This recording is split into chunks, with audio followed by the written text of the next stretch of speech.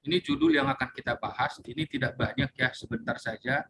Nanti lebih banyak kita diskusi. Tapi sebagai pengantar supaya ada basisnya, dasar kita untuk memahami bagaimana menulis karya ilmiah.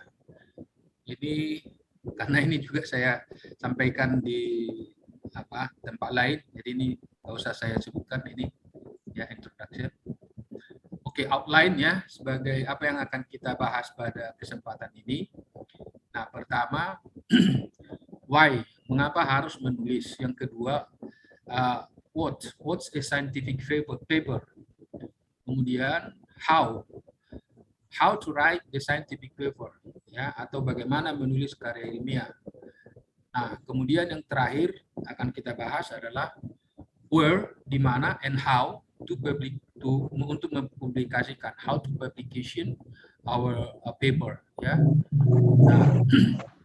Nah, ini poin yang akan kita bahas pada siang hari ini. Nah, ini yang pertama, ya. Nah, kalau kita menulis menulis artikel ataupun karya ilmiah, biasanya itu strukturnya adalah seperti ini. Strukturnya ya, ada abstrak, ada introduction, ada metodologi atau metode, kemudian ada result, kemudian discussion, conclusion, acknowledgement, kemudian referensi. Nah, kalau kita kaitkan dengan karya ilmiah, misalnya skripsi S1, ya, pada dasarnya inilah poin-poin yang penting ya. Nah, itu nanti akan dibagi menjadi beberapa bab ya. Nah, biasanya kalau bab 1, bab 2, bab 3, bab 4, bab 5, itu pembagiannya sudah ada di dalam aturan itu. Nah, misalnya di bab 1 itu adalah latar belakang ya, introduction. Kemudian di bab 2 itu teori ya, landasan teori. Di bab 3 itu adalah metodologi, di bab 4 itu adalah hasil. Nah, jadi hasil and discussion itu semua di bab 4 ya. Jadi kalau kita lihat ini 4 ini result ya, ini semua bab 4 nih, sampai yang terakhir ini baru habis bab 4 referensi. Nah, itu dibagi menjadi susunan babnya. Kalau itu saya kira nggak ada masalah. Namun yang paling penting adalah what's inside, apa yang ada di dalam tulisan ini ya, misalnya di abstrak. Nah, pertama kalau kita membuat judul dulu.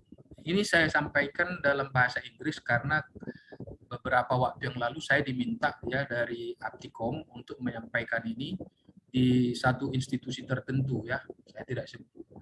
Yang pasti institusinya di Jakarta ya. Jadi ini saya gunakan karena mereka juga ingin membuat publikasi dalam bahasa Inggris. Nah, sebenarnya kita juga di S1 Ilmu Komputer itu sudah ada arahan untuk membuat publikasinya, setiap skripsi itu akan dipublikasikan, tapi itu belum menjadi suatu kewajiban. Itu makanya nggak kita paksa. Namun kalau misalnya kita lihat arahan daripada kementerian, mungkin nanti pada akhirnya itu akan menjadi satu kewajiban. Nah, jadi itulah yang kita antisipasi di sini. Dari kementerian itu sudah ada membuat bahwa S1 itu wajib publikasi, harus mempublikasikan.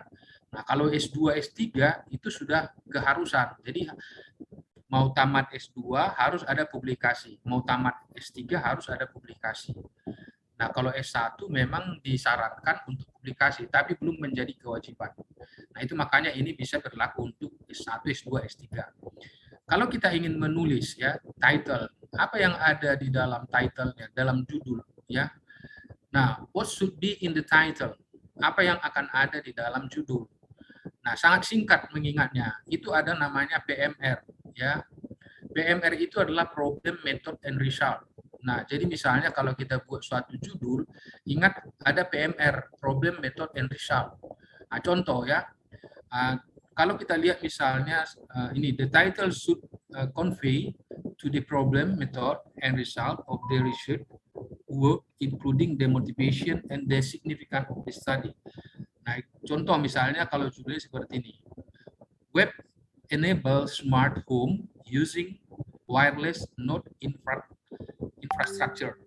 Nah, kalau kita ulas ini, judul ini ya, judul ini tadi adalah web enable. Nah, perhatikan tadi ada problem, method, and result. Nah, yang mana menjadi problem di sini? Susunannya boleh saja dirubah. Boleh PMR, boleh RPM. Maksudnya begini, susunan title itu boleh problem, method, and result, atau boleh juga result, problem, and method. Nah, kalau kita lihat di dalam judul misalnya contoh ini, ya, web enable ini adalah result. Ya, perhatikan tanda panah, ini adalah web enable adalah result.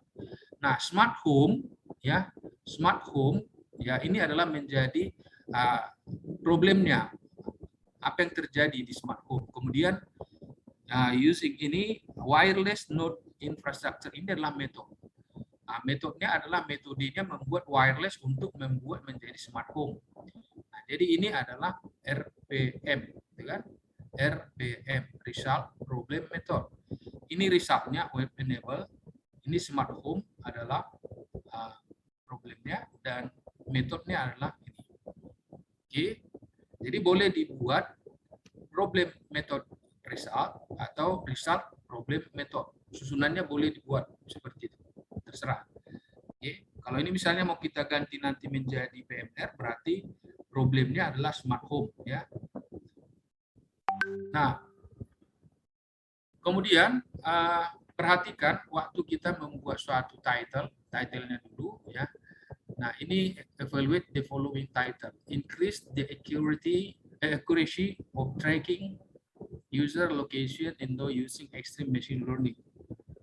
Nah, ini misalnya kalau kita perhatikan, ini judulnya, ya.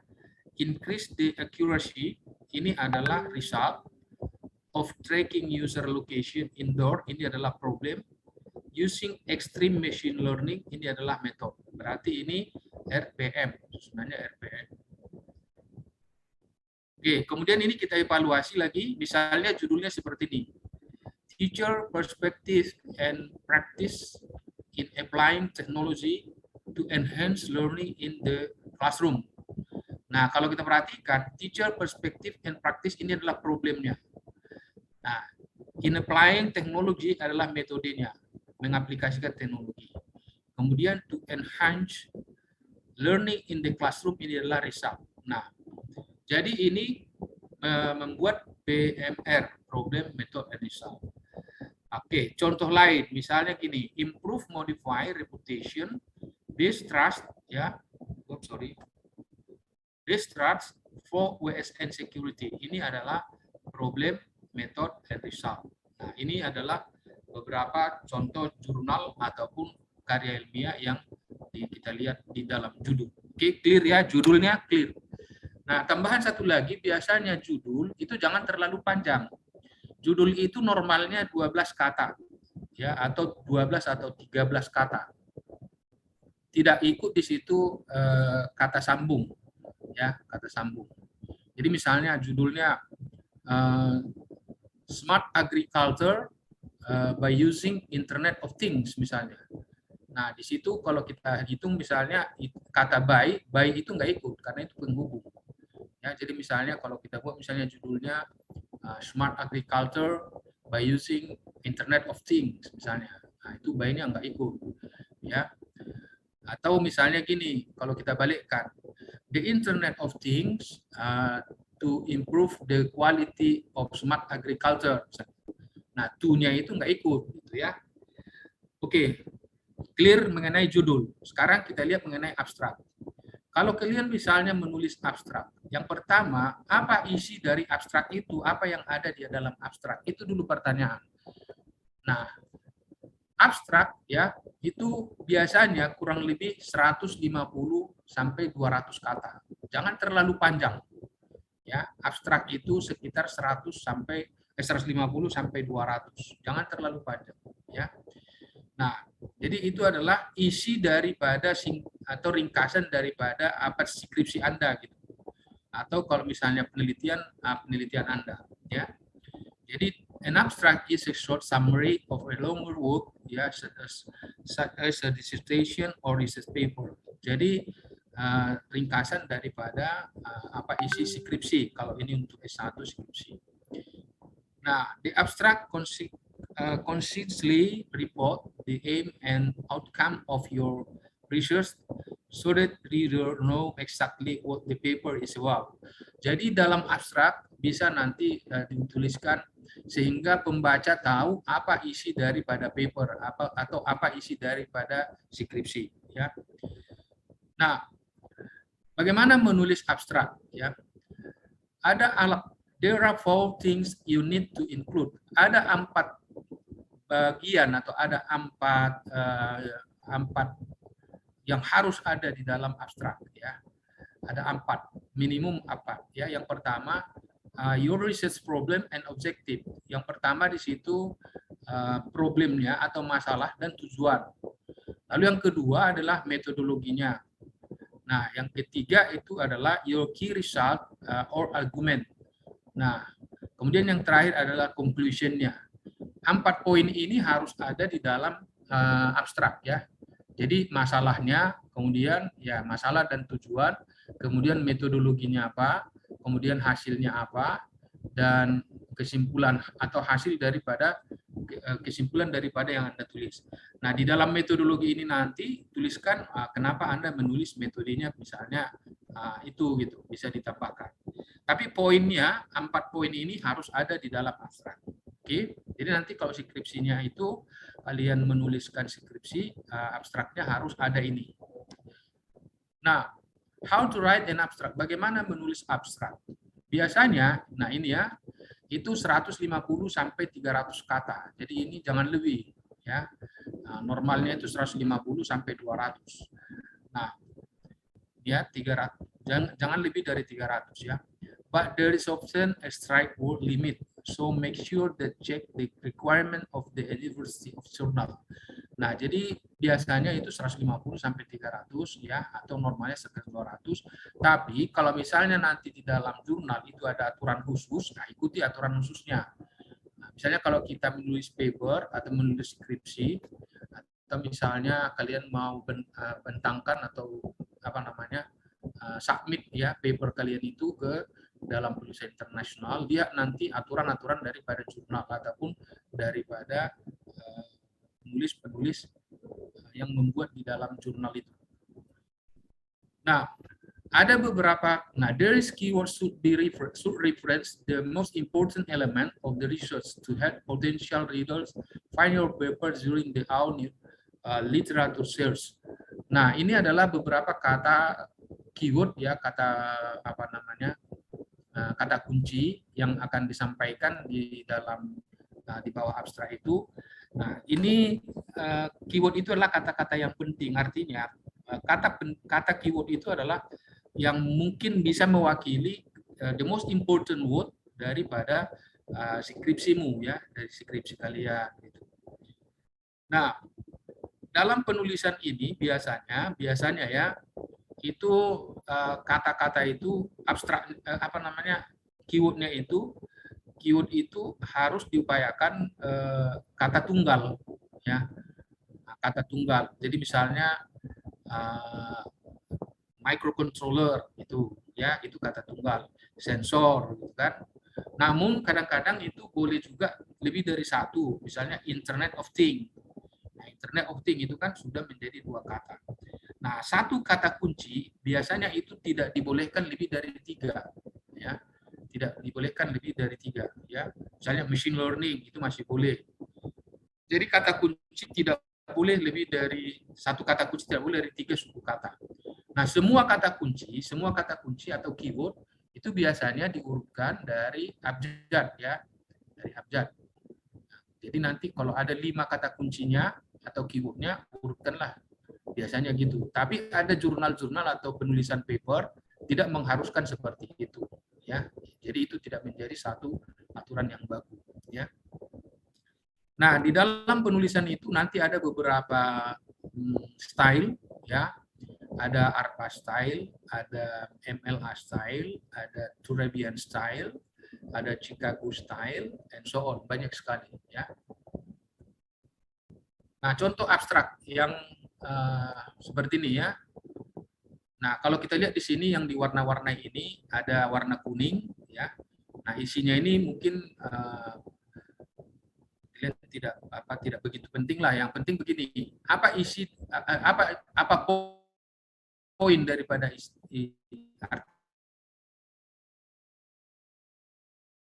ini apa yang akan ditulis di sini atau apa isinya. Jadi video on demand via the internet had been introduced in Asia around 1990.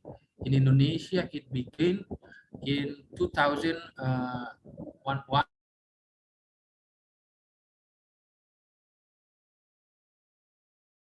Ya, inilah problem. Lalu kemudian this paper, nah paper ini terus menjelaskan bla bla bla bla bla bla. Inilah yang menjadi metodologinya. Nah, hasilnya ini. This research contribute. Nah, ini hasilnya mengkontribusikan apa? Menghasilkan apa, ya. Nah, jadi kalau kita lihat ini problemnya, ya, ini metodenya, ini hasil. Nah, keywordnya ini perhatikan pyramid broadcasting, ini masih boleh, ya, 2 suku kata. Video on demand 2 suku kata, quality of service itu boleh, client server itu boleh, proxy server itu boleh, broadcast server boleh. Tapi kalau misalnya lebih dari 3, misalnya pyramid casting ada lagi kata lain menjadi satu keyword, itu tidak boleh. Oke. Nah, ini tidak mewajibkan urutan abjad, ya, misalnya ini P, kemudian ini V, ini Q, ini C, ini P, ini P. Nah, artinya ada penulisan ataupun ada jurnal mewajibkan ini harus diurut gitu. Nah, jadi nanti tergantung pada jurnalnya. Kalau ini berarti tidak. Ya. Nah, kemudian kalau kita lihat misalnya judul yang tadi, Web Enabled Smart Home Using Wireless Node Infrastructure. Ya, infrastructure. Nah, ini abstraknya misalnya. This paper present a framework of a smart home which uses wireless node infrastructure. Ini adalah problemnya, ya. Nah, the framework is developed based on the aim to build a smart home that can be implemented easily without the hassle of major dan seterusnya. Nah, yang mau kita lihat ini adalah metodenya, ya. Kemudian yang terakhir ini hasilnya. Jadi biasanya masalah, metode, hasil atau konklusi, ya, kesimpulan. Baru keywordnya. Keywordnya ini diambillah yang paling berdekatan, ya. Jadi misalnya seperti ini. Keywordnya smart home itu masih bisa. Ini ya, smart home. Ini satu ini ya, nanti dihapus saja ini sebenarnya, dihapus saja. Di smart home ini satu aja. Dua, salah ketik. Ini smart home, oke, satu saja ya. Oke, kita lanjutkan ya. Nah, kemudian wireless home network ini masih boleh. Ini 3 suku kata, 1 keyword. Wireless home network. Nah, wireless home network itu masih boleh. Nah, itu adalah misalnya 1 keyword, ya. Lalu kemudian ini home monitoring, ya, itu masih boleh, ya. Home automation masih boleh. Kemudian ada pervasive computing. Nah, ini masih boleh. Jadi ini yang disebut tadi tidak boleh lebih dari 3, ya. Wireless home network masih boleh, tapi kalau lebih dari 3 suku kata nggak boleh. Nah, jumlah keyword biasanya 5, ini 1, 2, 3, 4, 5. Perhatikan ini ya. Keyword pertama smart home, keyword kedua wireless home network, keyword ketiga home monitoring, keyword keempat home automation, keyword terakhir adalah pervasive computing. Jadi 5 biasanya.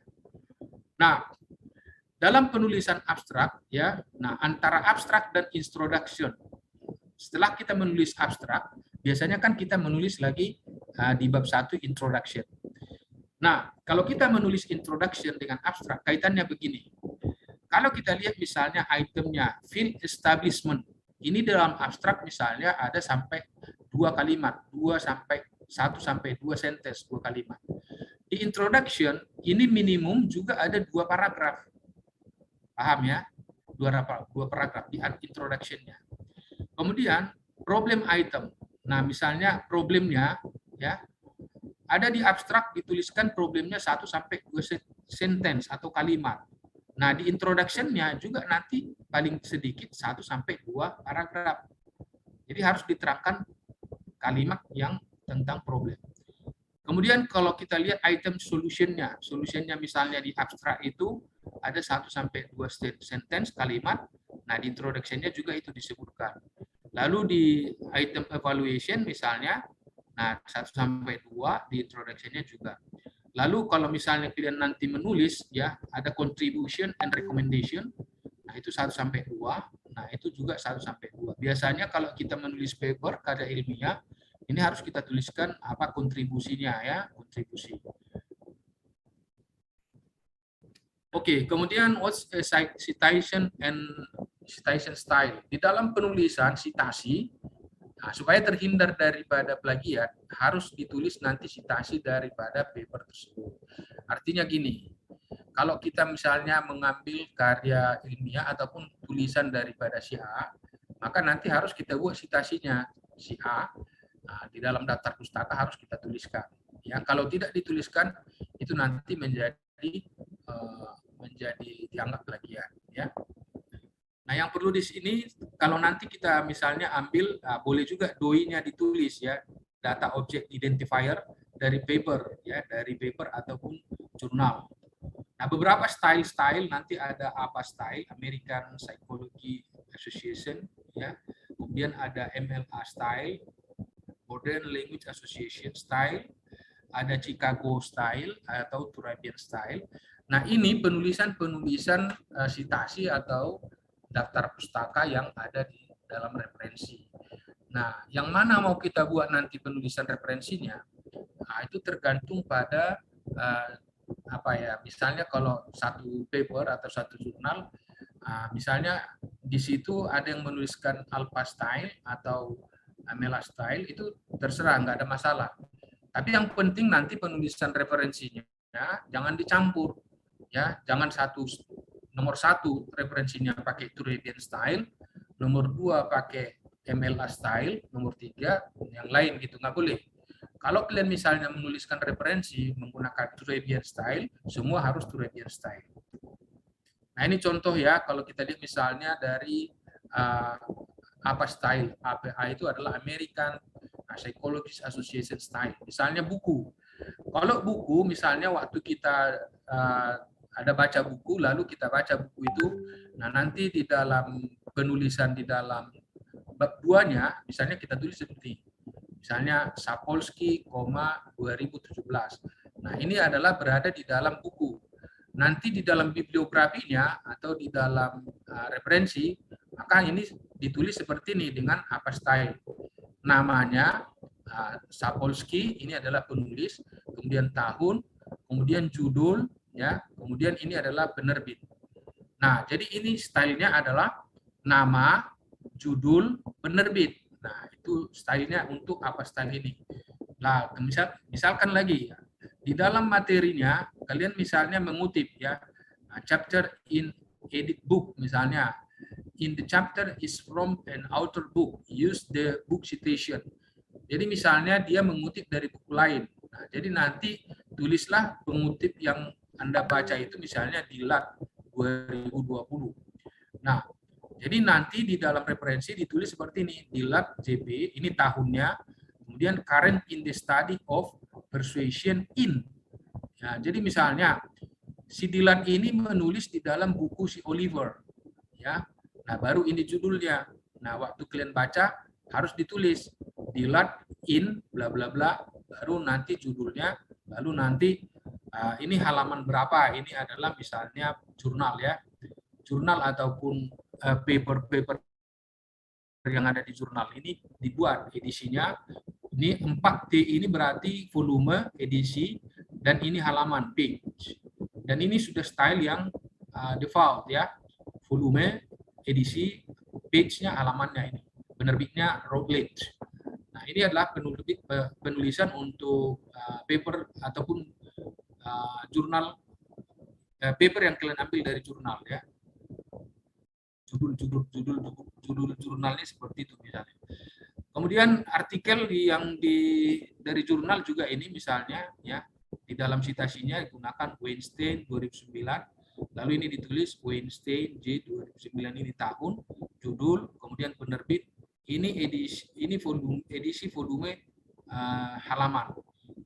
Jadi kalau untuk jurnal dibuat ini, ya kalian ambil misalnya, kalian kutip dari jurnal dibuat begini.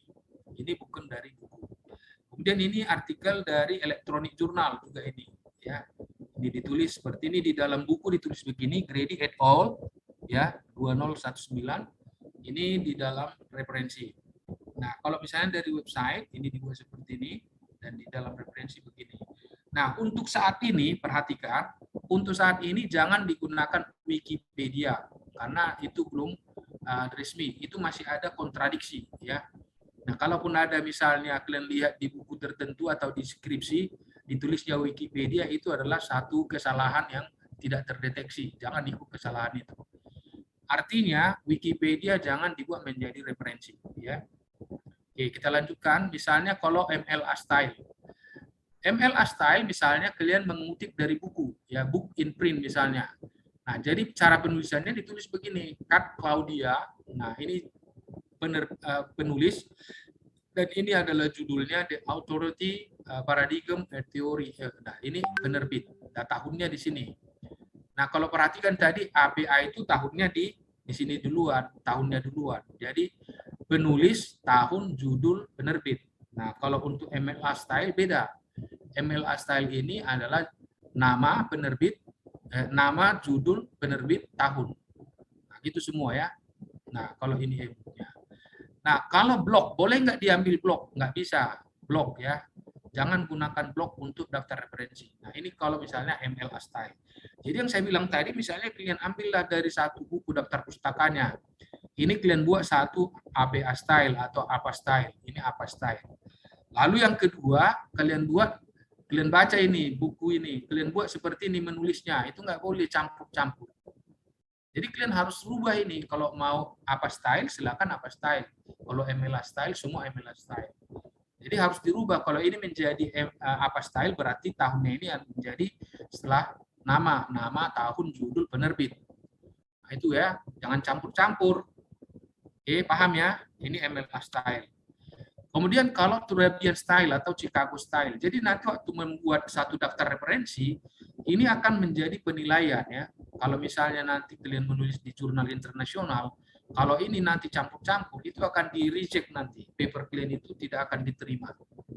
Nah, biasanya gitu. Karena dia begini, sebelum isinya, formatnya dulu dilihat. Nah, formatnya aja sudah salah, apalagi isinya begitu.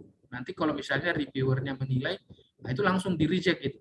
Ya, jadi saya misalnya mereview ada paper ya, saya lihat misalnya, waduh, ini penulisannya nggak benar gitu.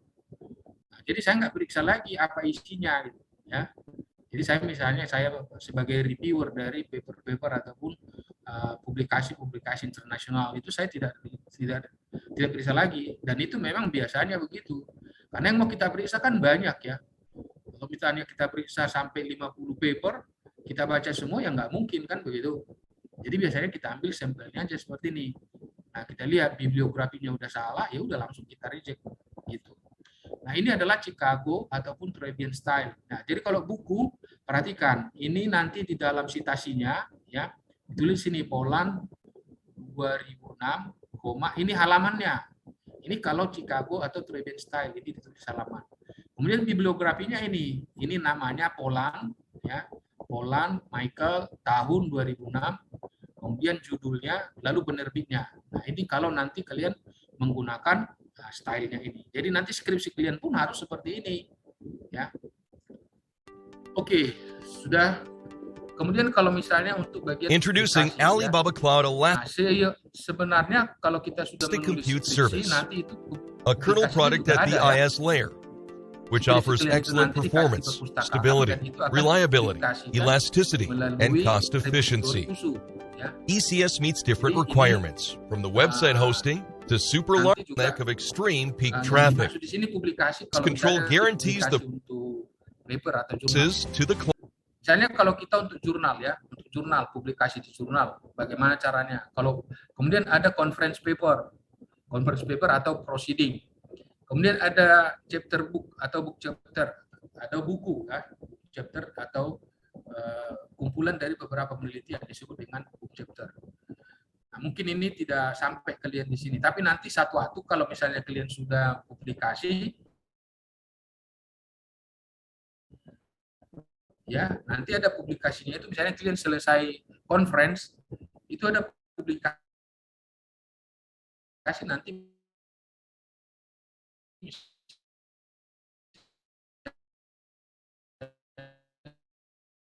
di book chapter ya.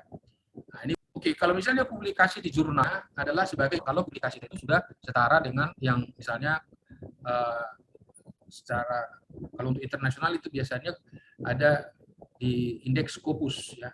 Jadi banyak jurnal-jurnal yang tidak terindeks, itu tidak dihitung. Nah, jadi kalau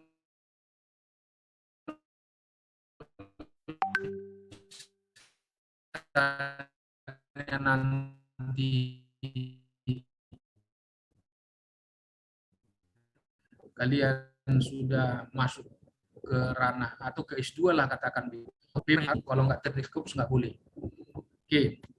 Nah, jurnal adalah koleksi dari artikel ya, seperti ya, misalnya contoh majalah that's published regularly. Nah, itu jurnal adalah kumpulan daripada beberapa paper yang diterbitkan secara reguler ya.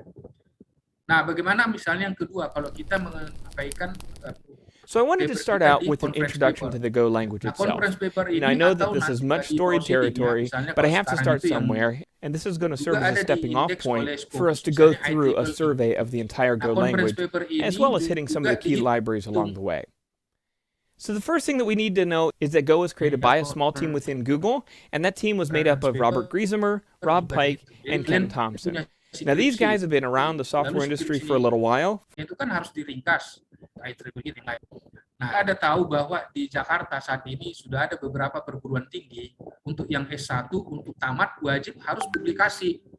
Nah, wajib publikasi. Nah, jadi di sini publikasinya boleh pilih dua, publikasi di jurnal paper atau publikasi di proceeding ya, atau namanya conference paper, publikasi di buku ya, buku yang untuk penelitian, kemudian ada publikasi untuk book chapter. Oke.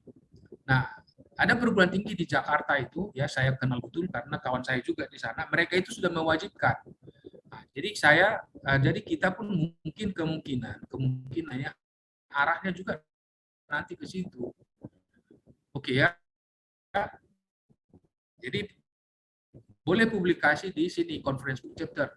Nah, book chapter ini adalah kumpulan dari beberapa penelitian dibuat menjadi satu buku ya. Nah, bedanya dengan jurnal, kalau book chapter ini kan tidak rutin. Kalau jurnal kan rutin, dia terbit misalnya sekali dalam 4 bulan, sekali dalam 3 bulan. Oke, itulah yang harus dipublikasikan. Nah, kalau misalnya kalian sudah mau publikasi di mana ini? Nah, boleh dilihat dari Simago ya. Jadi misalnya kalau mau publikasi, ini aduh paper saya mau dipublikasi di mana ya? Nah, jadi nanti publikasinya dia di Simago Rank ya, Simago Journal and Rank ya, SJR namanya, Simago Journal and Country Rank. Nah, ini adalah menjelaskan tentang beberapa jurnal-jurnal yang terindeks Scopus. Ini semua terindeks Scopus, ini Q1, Q2, Q3, Q4. Nah, ini ya. Kalau Q1 ini lebih sulit masuknya di sini, agak susah masuk sini. Oke. Kemudian sebelum publikasi, normalnya itu harus dicek dulu plagiat. Ya, plagiatnya itu paling banyak 20%. Sama skripsi. Skripsi Anda itu juga tidak boleh lebih dari 20%. Jadi nanti waktu kalian mau tamat, itu harus ada plagiarism checkernya, ya, pakai Turnitin. Nah, itu nanti akan ada di fakultas ya, yang mengeceknya itu nanti fakultas, itu operatornya ada nanti. Nah, jadi supaya aman, kalau kalian mau misalnya nanti skripsinya diperiksa, ya buatlah yang aman, kurang lebih 15% saja. Karena nanti itu bisa berubah-ubah. Nah, minggu ini misalnya similarity-nya 15%, minggu depan bisa jadi naik. Karena semakin banyak orang yang membuat, mungkin ada mirip-mirip dengan yang kalian buat. Jadi minimum ambillah yang 15% saja, jangan sampai 20%. Oke. Banyak cara untuk melakukan similarity test ya, ada yang plagiarism checker, ada Turnitin. Ini adalah contoh untuk melakukan cek similarity dengan namanya plagiarism checker ya. Nah, kemudian kalau misalnya nanti kalian sudah melakukan beberapa publikasi publikasi-publikasi itu kan harus terindeks Scopus. Jadi nanti setelah terindeks Scopus, indikatornya bahwa kalian itu menjadi diterima masyarakat ilmiah, berapa publikasi yang terindeks Scopus, gitu ya. Nah, ini contoh saya ambil ya. Nah, saya punya paper penelitian ya yang terindeks Scopus itu ya, ini ada 64 dokumen ya. Nah, jadi penelitian saya ada 64 yang sudah terindeks Scopus dengan H-index 7. Ya, ini masih sedikit dibandingkan dengan yang lain. Jadi penelitian-penelitian saya itu terindeks Scopus. Lalu kemudian kalian harus nanti mendaftar ke ORCID. Ini ORCID, nomor ORCID saya ini. Ya, jadi orang mau lihat penelitian saya di mana, dilihat di sini ORCID. Lalu nanti daftar menjadi Scopus ya, supaya nanti kalian punya nomor di Scopus dan juga di Sintang. Nah, kemudian cara menghitung H-index. H-index ini dihitung. Nah, ini nanti mungkin untuk S1 kalian tidak begitu penting, tapi nanti kalau kalian sudah penelitian ini akan menjadi penting ya. Karena ini akan dilihat seberapa banyak paper Anda dirujuk, itu namanya H-index ya. Oke, ini ya perhitungan H-index juga nanti ada yang hampir sama dengan G-index, namanya G-index. Oke, ya. Ini contoh untuk menggunakan Simago, jadi nanti gunakan aja ini untuk mengecek apakah misalnya paper yang mau kita misalnya kalian mau menyampaikan papernya di satu jurnal. Ini jurnalnya abal-abal atau kacangan gitu kan. Nah, jadi bisa dilihat dari SJR ini, Scientific Journal Ranking. Kemudian ada nanti melihat daripada jurnal, itu apakah jurnalnya bagus, ada namanya impact factor ya. Ini bisa nanti kita lihat. Oke, ini misalnya menghitung impact factor. Jadi impact factor misalnya gini, kita atau satu jurnal atau satu paper misalnya tahun 2015, ini misalnya seseorang, katakanlah saya misalnya, saya mempublikasi ini ada 2014, ini yang merujuknya itu 6, yang terus 2013 2, ini jumlahnya ada 8. Nah, kemudian ini number of publikasi adalah ini misalnya 10, kemudian tahun 2013 12, ini 22. Jadi nanti kalkulasinya ya, citasi cite to recent item dibagi number of recent item itu adalah 0, sekian. Jadi jurnal itu akan memiliki impact faktornya ini. Ini cara menghitung impact faktor ya. Oke. Nah, beberapa impact faktor palsu. Nah, ini hati-hati, kita jangan masuk ke sini. Ini ada juga beberapa jurnal yang memiliki impact faktor palsu ya. Jadi ini ada beberapa impact faktor palsu supaya nanti kalian jangan misalnya kita masukkan paper kita, rupanya masuk ke impact faktor palsu. Ini banyak juga yang membuat impact faktor palsu. Mereka itu membuat sendiri, tapi setelah diperiksa tidak benar. Oke, mungkin itu dulu. Terima kasih. Nah, ini kita buka untuk diskusi saja. Silakan Pak Heri dipandu. Terima kasih. Saya kembalikan ke Pak Heri. Baik, terima kasih kepada pimpinan Prodi Bapak Dr. Volta Sombing yang selaku narasumber yang sudah memberikan paparan yang sangat bagus dari mulai judul sampai dengan publikasi ya.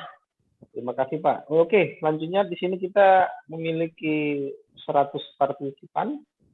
Potong 4 berarti sekitar 96 Pak. Ada kehadiran 96 mahasiswa. Ya, kami informasikan kepada seluruh mahasiswa supaya mengisikan daftar absen yang di-share oleh TU pada masing-masing stambuk ya. Jadi di stambuk Anda di situ ada di-share supaya diisikan daftar hadirnya biar direkam ya. Baik, langsung saja ini waktu kita ada sekitar 15 menit untuk diskusi sampai dengan pukul 14.30. Secara teknis silahkan adik-adik mahasiswa atau anak-anak kami bertanya langsung. Silakan. Mungkin dari Agung Rahmawan. Agung, silakan Agung.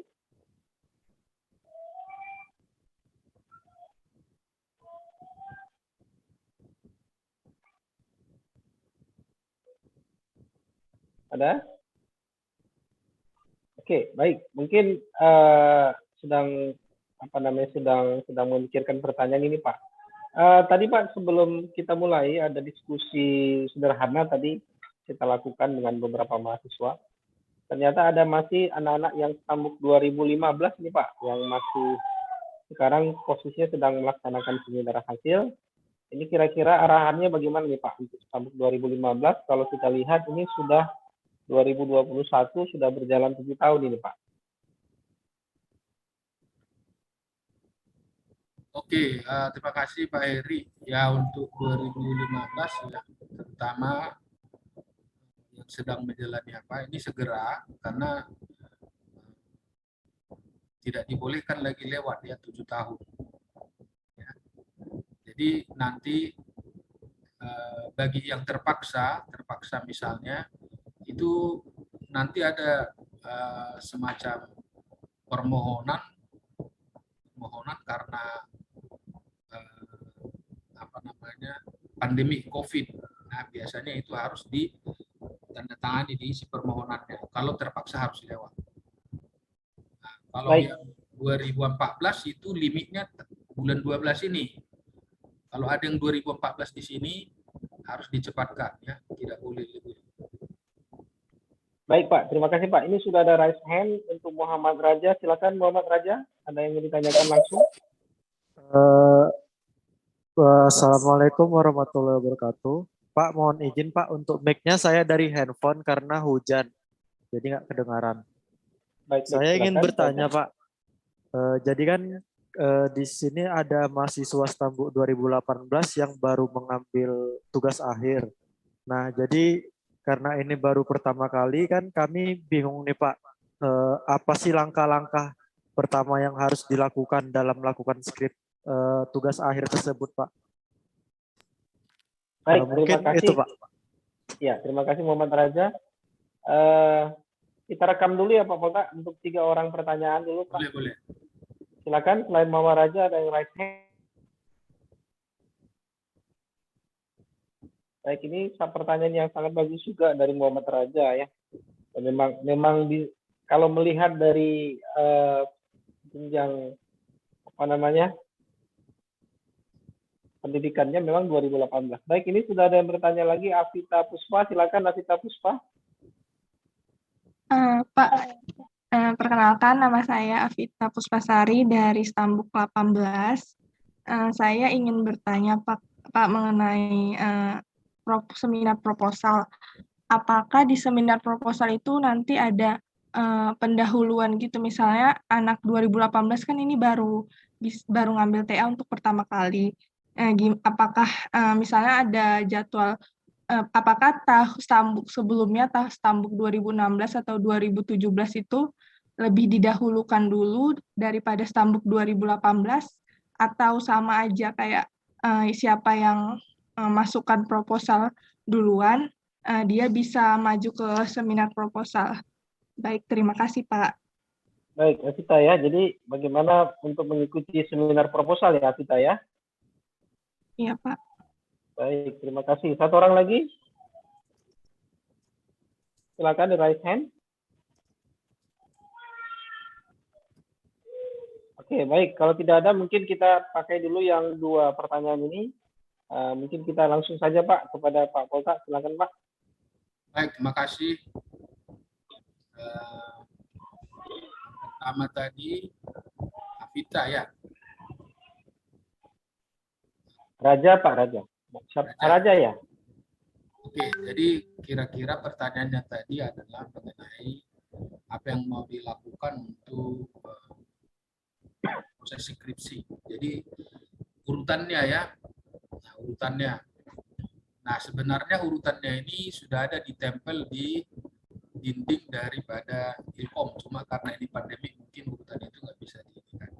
Tapi boleh di urutan-urutannya ini pertama ya, itu ada membuat overview proposal. Nah, proposalnya itu nanti didiskusikan dengan pembimbing 1 ya. Atau kalau belum ada pembimbing, siapa yang menurut Anda menjadi pembimbing boleh diskusikan, nanti diajukan ke prodi, itu menjadi pembimbing boleh diminta sepanjang kuotanya masih memungkinkan. Karena pembimbing itu kalau kuotanya sudah terlalu banyak, biasanya itu dibatasi. Tapi bisa juga misalnya kalau memang sangat urgen itu penelitian itu terkait dengan dosennya, nah, boleh juga itu nanti pilihan itu memang harus itu yang menjadi pembimbingnya. Jadi urutannya buat proposal, itu yang pertama. Lalu yang kedua, oke, sebelum nanti itu masuk ke seminar, itu ada di e-learning ya, di e-learning, disubmit ke e-learning. Nanti waktu disubmit ke e-learning, dosennya itu menggrade ya, setelah di-grade atau disetujui, nanti baru masuk ke proses seminar proposal. Lalu setelah seminar proposal, baru tahap berikutnya ya kalian kerja nanti beberapa bulan, baru seminar hasil. Nah, setelah seminar hasil, nah itu juga harus disubmit nanti bahannya ke e-learning. Kemudian terakhir adalah sidang. Nah itu urutannya. Lalu yang kedua, apakah ada, itu tadi si Afita, ada yang lama, ada yang baru. Kalau yang 2018, apakah mengutamakan yang lama? Di sini jawabnya nggak ada. Siapa pertama mendaftar ke e-learning dan proposal ataupun berkasnya masuk pertama ke prodi, ya dalam hal ini ke Bu Ai, ya, nah, itu didahulukan, ya. Jadi first come first serve, siapa duluan datang duluan dilayani, ya. Nah, jadi yang lama tidak ada prioritas, ya, tidak ada prioritas kecuali memang dalam kondisi injury time, ya. Kalau sudah injury time seperti sekarang 2014, nah ini hati-hati kalau ada di sini yang 2014, ya kalian sudah berada pada injury time, memang itu kita upayakan supaya secepatnya. Jadi kalau kalian misalnya 2018, kalau kalian nanti sudah selesai dan layak untuk seminar proposal, seminar hasil, sidang, ya dilanjutkan, nggak ada misalnya harus 2000 angkatan 17 dulu, angkatan 16 dulu, enggak. Ya, kalau kalian misalnya bisa 3 tahun, 3 tahun, 3,5 tahun, 3,5 tahun. Nah, jadi first come first serve. Siapa duluan masuk nanti berkasnya di prodi, itu duluan dilayani. Ya, artinya berkasnya harus lengkap dulu. Oke, itu jawabannya. Kalau Pak Heri mau nambahkan, silakan Pak Heri. Baik, terima kasih kepada Bapak Dr. Polta Siombing. Ya, benar yang seperti dikatakan dengan Pak Polta ya. Jadi urutannya sebenarnya sudah ada prosedur yang kita buat saja di websitenya Ilkom, nanti bisa dibuka prosedurnya seperti apa dari mulai proposal ya, terus sampai dengan pelaksanaan proposal dan sampai dengan sidang. Di situ sudah ada. Dan ini juga menyambung dengan informasi Afita seperti yang Pak Polta katakan tadi, bahwasanya tidak ada batasannya gitu. Dan biasanya nanti Anda akan direkap itu. Jadi setiap mahasiswa yang sudah mengikuti pelaksanaan tugas akhir nanti akan dimasukkan ke grup. Ada grup skripsi namanya itu. Nanti operatornya langsung dengan TU kita, dengan Bu Ai. Ya, Bu Ai akan memasukkan ke grup skripsi. Nanti di situ akan diinformasikan. Jadi mahasiswa bisa tahu bagaimana perkembangan terhadap data yang ada di e-learning yang seperti disampaikan oleh Bapak Dr. Polta Siombing ya. Jadi Afita tetap siapa yang masuk duluan itu yang diproses. Kalaupun memang lupa Afita, boleh di grup nanti di grup WA yang memang sudah ada yang nanti dimasukkan oleh TU ya, atau kalau memang belum masuk nanti coba bertanya dengan Bu Ai ya supaya bisa informasi bisa valid. Jadi itu mungkin itu tambahan aja Pak Polta. Terima kasih Pak. Kita buka sesi yang kedua ya Pak ya, pertanyaan. Ini ada sekitar 4 menit lagi. Silakan. Ada yang bertanya? Ya, sebelum dilanjutkan, mana tahu lupa, tolong ini di screenshot dulu, buka semua kamera untuk tertinggal untuk laporan ke fakultas. Ya, sebelum dilanjutkan ya Pak Heri. Ya Pak, siap Pak. Untuk seluruh mahasiswa boleh mengaktifkan kameranya. Screenshot dulu ya. Mungkin langsung aja Bu Ai. Di sini Bu Ai sudah hadir. Boleh Bu.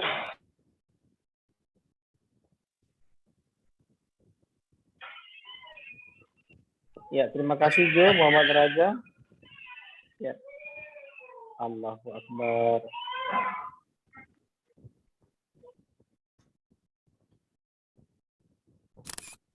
Ya, terima kasih Pak Heri. Di sini ada 4 layer. Ya, saya akan satu-satu dengan nama saya.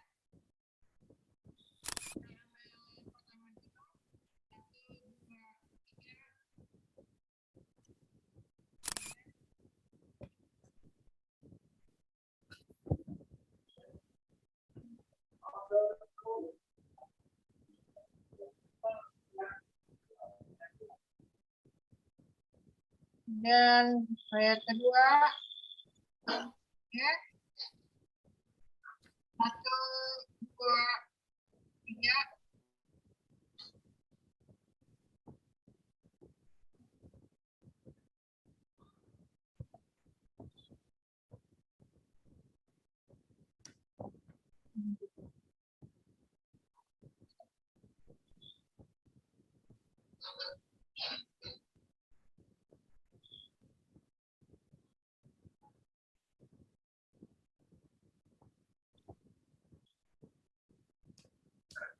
Ya, saya ketiga.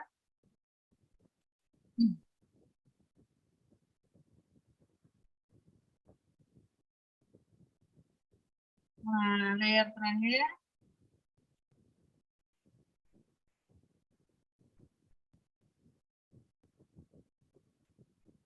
Oke, Pak. Terima kasih, Pak Eri. Baik, ya terima kasih Bu Ai sudah melakukan dokumentasi. Nanti kita akan laporkan ke fakultas. Baik, ini ada sekitar 1 menit lagi. Kami serahkan lagi kepada Pak Polta. Ada yang mau ditambahkan sedikit lagi Pak sebelum kita tutup pertemuan hari ini atau ya silakan kalau ada pertanyaan lagi. Baik, kepada seluruh mahasiswa, ayo silakan masalah teknis tidak harus yang 2018, 2015 dan lain juga bisa bertanya mengenai pelaksanaan teknis ya. Jadi memang penekanan kita hari ini kita berbicara teknis ya. Secara prosedur semua informasi mengenai pelaksanaan tugas akhir, mahasiswa bisa bergabung di grup, bukan di grup ya, bergabung di atau melihat langsung di websitenya www.ilkom ya, ilkom.usu.ac.id. Di situ di bagian menu di situ Anda bisa melihat bagaimana prosedur pelaksanaan tugas akhir yang selama ini kita lakukan. Nah, sekali lagi kami ingatkan bahwasanya setiap mahasiswa yang sudah mengikuti tugas akhir akan direkam di dalam sebuah grup ya, nanti akan dimasukkan oleh Bu Ai. Ya, ini nampaknya secara umum sudah memahami ini Pak, dengan waktu yang memang sudah terbatas sampai dengan 14.30. Kami serahkan kembali kepada Pak Polta, Pak. Baik, terima kasih Pak Heri. Jadi intinya ya kepada kalian yang mau menulis tugas akhir, jangan menulis, jangan tulis kalau belum dikuasai. Itu dulu yang paling penting. Ya, tulislah setelah dipahami. Ya. Kemudian yang kedua, hindari plagiat. Paling utama itu, karena nanti ada cek plagiat. Skripsinya itu kalau misalnya ternyata lebih dari 20% itu tidak lolos, nanti harus dikembalikan, diulang lagi, diperbaiki sampai skripsinya lolos tidak sampai 20%.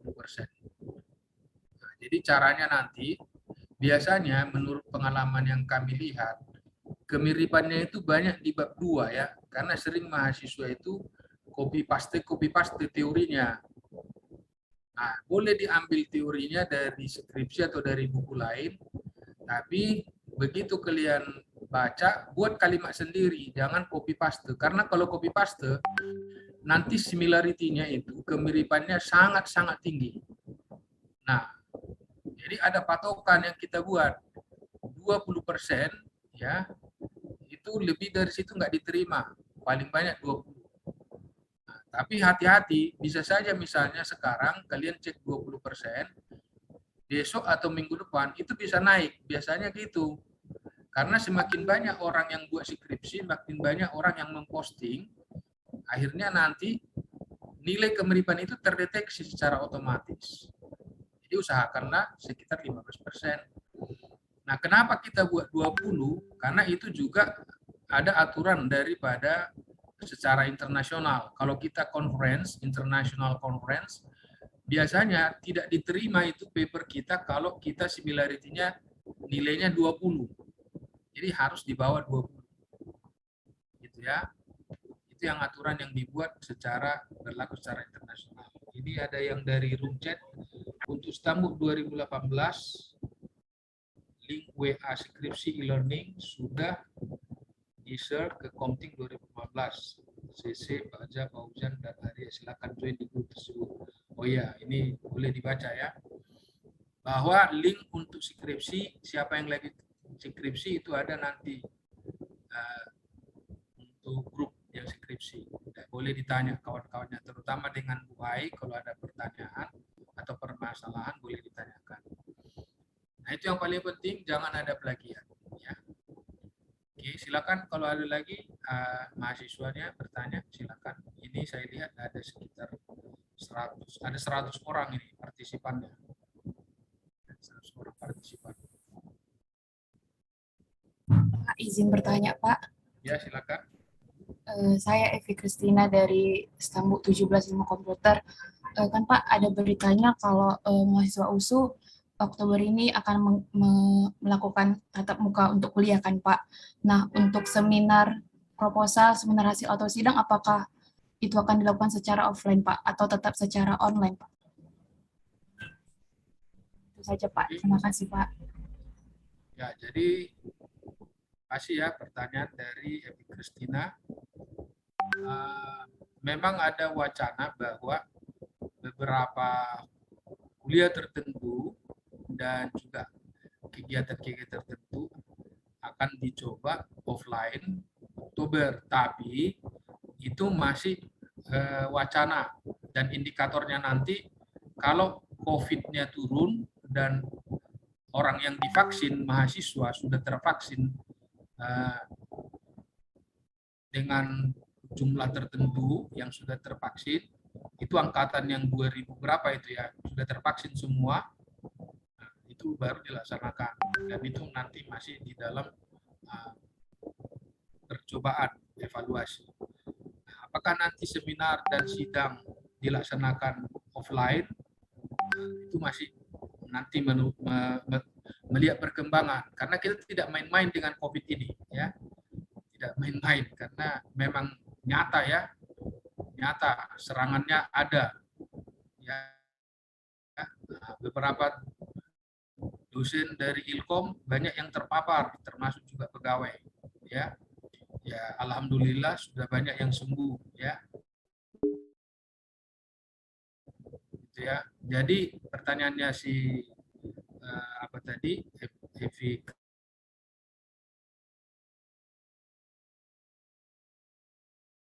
mata kuliah yang diharapkan bisa offline, tapi katanya Oktober itu sudah lusa ya, tinggal hari Jumat udah Oktober, dan minggu ini udah Oktober, tinggal sedikit lagi. Kita lihat aja perkembangannya ya, Evi ya. Baik, terima kasih Pak Polta. Silakan Pak. Saya rasa sudah tidak ada Pak. Ini waktu sudah 14.36 Pak. Apakah kita cukupkan di sini? Artinya informasi sebagian sudah kita berikan. Kalau memang ada masalah nanti bisa menghubungi CEO dari Prodi atau bisa langsung ke Kaprodi ini Pak. Baik, saya tutup Pak. Jelas, belum ada lagi. Boleh ditutup. Baik, terima kasih kepada pimpinan Prodi Bapak Dr. Polta Siombing selaku narasumber yang sudah memberikan arahan masalah teknis tugas akhir mahasiswa yang terfokus kepada 2018 dan secara umum kepada mahasiswa yang sedang melaksanakan tugas akhir. Ya, semoga untuk pertemuan ini dapat kita pahami bersama dan dapat kita laksanakan, dan jangan lupa tetap jaga kesehatan, patuhi protokol kesehatan ya. Mudah-mudahan semuanya dapat berjalan lancar. Terima kasih untuk semuanya dan mohon maaf segala kekurangan. Assalamualaikum warahmatullahi wabarakatuh. Selamat siang semuanya. Terima kasih Pak Polta. Terima kasih Pak Heri. Ya, Terima kasih Pak. Semua. Terima kasih juga buat Bu Citra yang udah ya semua ya membantu. Terima kasih Pak. Ya, terima kasih Bu Citra. Ya Pak. Minggu depan kan sudah ada pemilihan Kaprodi baru, jadi saya tidak Kaprodi lagi minggu depan, tapi saya akan dukung mudah-mudahan Siap, Pak. yang terbaik ya, karena Baik, Pak. Ya. ya. Siap, Jadi Pak. Siap. dalam kepemimpinan saya kalau ada yang kurang ya, saya mohon maaf. Terima kasih kepada seluruh mahasiswa dan juga terima kasih kepada Pak Heri, Bu Ai, Citra atas kebersamaan kita selama ini. Karena sudah pasti minggu depan saya tidak akan kaprodi lagi karena ada kaprodi yang baru. Kan sudah 2 periode ya, nggak mungkin saya lagi. Yang mudah-mudahan Pak Heri ya. Ya. Jadi saya mohon maaf kalau ya selama ini kurang lebih ada kekurangan. Jadi mungkin yang terakhir ini minggu depan kita nggak ini lagi. Ya. Tapi tetap saya masih dukung ya kalau ada pertanyaan-pertanyaan dari mahasiswa. Yang pasti kaprodi baru akan ada karena periodisasinya. Baik. Terima kasih, Pak ya. Terima kasih semuanya, Pak. Sukses. Ya, sukses. Terima kasih. Ya, Pak. Ya, Pak. Terima kasih semuanya. Kita izin lab ya. Izin lab ya semuanya. Iya, terima kasih Pak, Bu. Ya, masih Nur Haida. Recording stopped.